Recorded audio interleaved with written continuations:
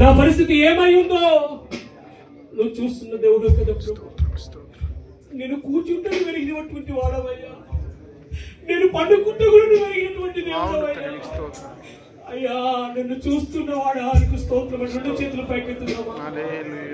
అయ్యా నన్ను చూస్తున్నవాడా నీకు స్తోత్రం. ఈ రోజు నుండి ప్రభు ఒక తీర్మానం చేసుకుంటున్నాను. నేను ఇన్ని రోజుల వరకు ప్రభు భక్తే చేసిందొచ్చు, ఇన్ని రోజులు భయం లేకుండానే బతికేనొచ్చు. కానీ ప్రభు ఈ రోజు నుండి ప్రభు నేను నీ అందు భయభక్తులు కలిగి జీవిస్తానయ్యా. అయ్యా నీ కొరకు నేను బ్రతుకుతానయ్యా. నన్ను రక్షించేది నీ అందు భయభక్తులు కలిగిందా ప్రభు.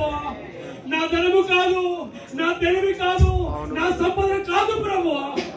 నన్ను రక్షించేది, నన్ను కాపాడేది, నన్ను విడిపించేది కేవలము ప్రభు నీ అందు భయభక్తులు కలిగిందా ప్రభు. ఈ రోజు నా స్నేహితులారా ఒక్కసారి జ్ఞాపకం చేసుకో.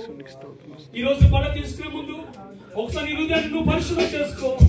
నువ్వు ఎట్టిగా నడిచినావో, ఎట్టి రీతిగా జీవిస్తున్నావో, ఎట్టి రీతిగా నీ ప్రయాణం కొనసాగిస్తున్నావో ఒక్కసారి నువ్వు జ్ఞాపకం చేసుకో.